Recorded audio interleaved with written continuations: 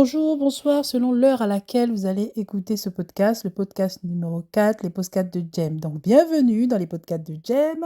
Ici, on parle d'entrepreneuriat, on parle de reconversion professionnelle, on parle de sensibilisation pour les jeunes filles, on parle, voilà, des sujets qui va faire grandir la femme, qui va faire évoluer la femme, qui va faire évoluer la fille, qui va faire évoluer les jeunes filles mères, les femmes mariées, les femmes non mariées, les célibataires, en tout cas la femme en fonction de son statut sociétal ou social. Alors, aujourd'hui, nous allons parler de les avantages et les inconvénients de l'entrepreneuriat. Mon ressenti, mon retour d'expérience par rapport à ça. Donc, durant la première étape de l'entrepreneuriat, j'étais en pleine reconversion afin de devenir consultante formatrice indépendante. Mais avant, je vais vous expliquer comment j'en suis arrivée à devenir formatrice. C'est très long, mais je vais essayer de compresser ça, ma vie de 10 ans, euh, ma vie de 10 ans professionnelle on va essayer en 30 minutes. Si j'ai trop dépassé, 45 minutes. Bon, on va essayer. Voilà. Donc, mais avant, jingle.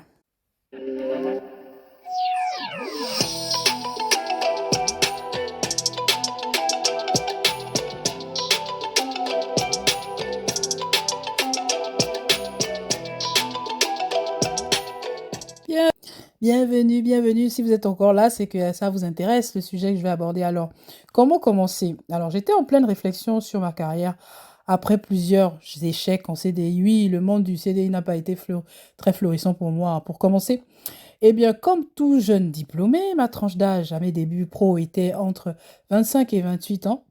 Euh, donc, j'avais 28 et 28 ans d'âge. J'avais des rêves professionnels plein les yeux. Eh bien, je vous assure que ma vie pro a été pleine de rebondissements. Je vais vous raconter, je vais vous faire un topo un peu de comment j'ai fait mon parcours, hein, vite fait. Je voulais faire carrière en banque finance. Mon père, il a fait de la banque finance, donc j'ai fait pareil.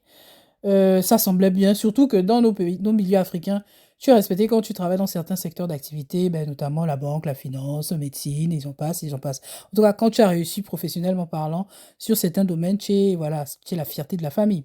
Donc, mon premier poste, je l'ai eu quand j'étais mon premier poste en CDI. Je gagnais comme salaire à l'époque 1400 euros net par mois, parfois 1500, ça va varier. Je ne sais même plus pourquoi ça variait d'ailleurs à cette époque-là. Donc, c'était dans une banque, donc j'étais contente, voilà. En bref, ça s'est bien passé, étant donné que... Enfin, ça s'est pas bien passé, pardon, étant donné que j'avais la niaque, de celle qui voulait carburer, vous savez, quand vous êtes jeune, diplômé, voilà, vous voulez faire vos preuves, vous voulez montrer que, voilà, vous êtes compétent, tip-top. Sauf que, ben, j'étais pas dans le service qui était dans ce même mindset-là, voilà. J'étais avec des personnes qui étaient d'un certain âge, ce qu'on appelle le conflit générationnel. Bon, vous êtes le nouveau, il y en a qui sont là depuis un bon moment. Bon, tu viens un peu casser les codes de leur manière de faire. Toi, tu vas apporter une certaine fraîcheur. Ça ne passe pas toujours. Et comme je suis assez social lors d'un événement des collaborateurs justement de cette boîte, j'ai longtemps discuté avec le nouveau directeur général de la boîte et je me suis mise à dos tout mon service. Donc le service dans lequel j'étais censé travailler ben, tous les jours, quoi. Celle qui vient d'arriver veut montrer quoi? Enfin, qu'est-ce que tu veux montrer, quoi? Voilà, qu'est-ce que tu veux prouver, ce genre de choses. Enfin, j'avais des petites réflexions comme ça. Et donc, moi, Naï, je m'étais dit que c'était bien de discuter avec le big boss. Et bien, depuis ce jour, j'ai morflé. Je vous passe les détails, mais on ne m'a pas rendu la vie facile. Donc, je suis partie de la boîte, surtout que j'avais trouvé autre chose où je gagnais pratiquement le double de mon salaire. Ici, ça se passe plus ou moins bien dans la nouvelle structure qui était un cabinet de conseil. Donc, durant cette phase de vie pro, dans cette nouvelle structure que j'apprends, euh, c'est dans cette structure que j'apprends en fait à me découvrir. À savoir que ce que j'aime, ce que je suis prête à faire ou pas, mais aussi et surtout mes lacunes, qui étaient pour ma part, ben, il y avait un peu d'anglais, où j'étais pas très très confortable, mais je me suis battue comme j'ai pu. Le fait que je m'étais beaucoup introvertie a dû à ma première expérience, en fait, est dû à ma première expérience. J'avais peur de trop m'exposer, de peur de me mettre tout le monde à dos comme dans l'autre entreprise, donc l'entreprise précédente dans laquelle j'ai travaillé c'était mon premier CDI. Donc je me suis dit, bon, je vais essayer de pas trop m'extravertir parce que ça m'a porté préjudice la dernière fois. Donc je disais que voilà, ben, je me suis un peu renfermée sur moi parce que j'avais peur encore de perdre cet emploi-là, tout simplement parce que je voulais plus commettre la même erreur. C'est-à-dire m'extravertir, aller vers les gens. Sauf que c'est ce qu'il fallait faire dans cette boîte, c'était plutôt l'inverse. Mais j'étais plus ou moins renfermée. Enfin, je m'étais renfermée. Donc, et surtout que j'avais des lacunes. En anglais, c'était pas tip top. Et puis, je n'étais pas lèche-botte. Clairement, c'est des milieux où il faut être un peu lèche-botte, se faire bien voir. Bref, le fait que je n'étais pas prête à dénigrer les autres pour avoir les faveurs du manager ou du directeur et gravir les échelons, ça, c'était pas pour moi. Enfin, c'est pas moi du tout. Mais attention, je n'étais peut-être pas au niveau aussi, hein. Je vais pas jeter toute la pierre au management ou à leur structure. Je pense qu'il y avait aussi un peu de moi aussi qui n'était peut-être pas à la hauteur peut-être des attentes de l'entreprise. Je sais pas, je pense que ça peut aussi être ça. Mais voilà, je pense qu'il y avait beaucoup aussi de ce côté, vous savez, dans les cabinets de conseil, il y a ce mood de compétition là, ce mood de... Des fois, ça peut être parfois de la bonne compétition, mais il y a beaucoup de compétition malsaine aussi. Et ça, c'était pas pour moi. Ça, c'était pas pour moi. Donc, ça m'a permis de faire une introspection sur moi, de me connaître un peu. Mais comme le bien et le mal vont de pair, j'ai également beaucoup appris durant cette phase compliquée. Pro de ma vie, ça a été une période pour moi très formateur. Donc, ça m'a permis de réaliser des supports de ouf, de PowerPoint, d'apprendre à faire un travail de qualité. Souvent, dans les cabinets de conseil, ils appellent souvent ça propal, les propales. Bon, ils ont leurs termes, hein, c'est un peu drôle, mais c'est intéressant parce que, comme on dit, ceux qui ne nous tuent pas nous rendent plus forts. Donc, moi, ça m'a forgé, ça m'a permis de prendre du recul sur ce que je veux.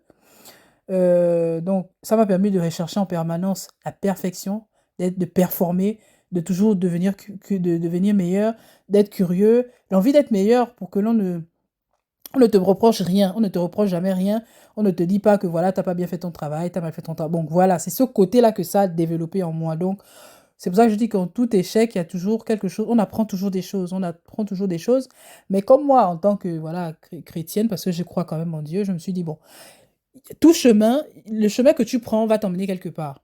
Donc même si c'est des échecs, même si c'est des difficultés que tu rencontres, même si voilà, tu as traversé des périodes un peu difficiles de ta vie, ça va te grandir. Ça, tu ne sortiras de là que gagnante et bénéfique.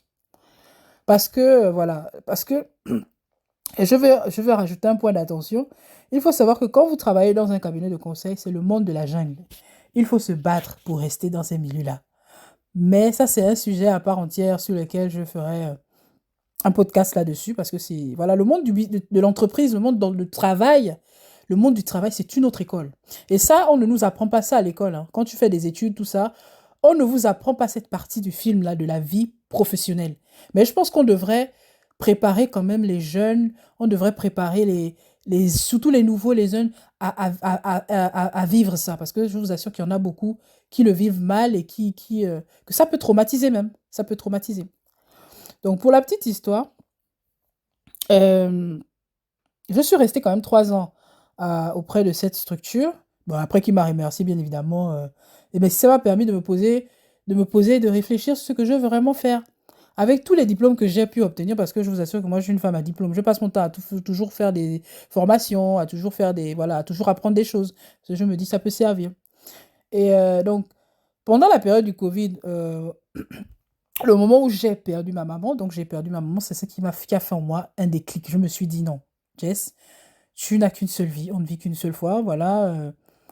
Fais des choses qui te plaisent d'abord, quoi. Fais des choses voilà, où tu es épanoui, tu te sens bien, tu prends plaisir à aller au travail. Parce que moi, je vous assure que mes boulots en CDI, j'allais à reculons. Je vous assure que j'allais à reculons. C'était pas une partie de plaisir.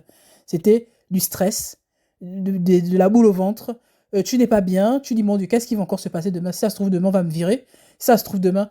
Et je suis sûre qu'il y a plein de personnes, dans mon cas, qui se sont retrouvées dans ce genre de situation. OK?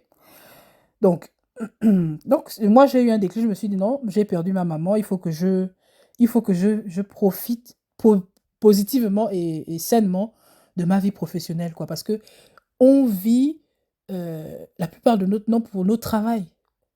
Notre travail, c'est ça qui nous permet de vivre, c'est ça qui nous permet d'aller au resto, c'est ça qui nous permet de nous faire plaisir. Donc, moi, je veux que mon travail soit une partie de plaisir et non une partie de stress et de boule au ventre et de... Tu vois maintenant le monde comme, je sais pas, du coup, tout ce qui tourne autour de toi est amer parce que, en fait, ta vie principale qui est ton travail tu n'es pas épanoui. Et donc, je me suis dit, bon, j'aime bien parler, j'aime bien m'exprimer, ben, faudrait que je travaille peut-être dans le monde de la formation. Parce que je vous assure que justement, dans ce cabinet de conseil, là, ça m'a permis de découvrir certaines qualités que moi-même j'ai détectées. Je dis, ah mais ça me plaît bien de faire des formations parce que quand il y avait des nouveaux qui arrivaient, même si bon, c'était pas toujours apprécié par les responsables, hein, mais moi j'aimais bien. Donc, je me suis dit, ah ça me plairait bien de faire ça. Et quand j'avais fait une mission euh, pour former, justement, j'avais fait une mission pendant 1 an pour former. J'évite de citer des noms, hein, pour que, voilà, j'ai pas envie de me retrouver dans des problèmes. Donc, je ne donne ni de nom d'entreprise. Vous avez vu que depuis que je parle, je ne donne ni de nom d'entreprise. Je vous raconte juste l'histoire sans nommer qui que ce soit ou quoi que ce soit comme entreprise. D'accord? Voilà, c'est pour éviter d'avoir des soucis. Voilà, j'ai pas envie de me retrouver en prison ou j'ai pas envie de me retrouver en procès, tout simplement. Donc, je me suis dit, ah, mais finalement, ça me plaît bien, j'aimerais bien donner des cours. Plus tard, j'aimerais bien faire de la formation, C'était toujours dans ma tête, j'aimerais bien faire de la formation, j'aimerais bien me lancer là-dedans. Ça m'intéresse, hein. C'est vraiment un secteur qui m'intéresse. Tout ce qui est formation, VAE, validation d'acquis de l'expérience, conseiller, voilà, dans le domaine de la formation. Et c'est là où j'ai appris que voilà un secteur, franchement, qui me plairait, qui me permettrait d'avoir un impact. Et la formation, pour moi, j'ai vu l'impact que ça a eu dans ma vie, déjà.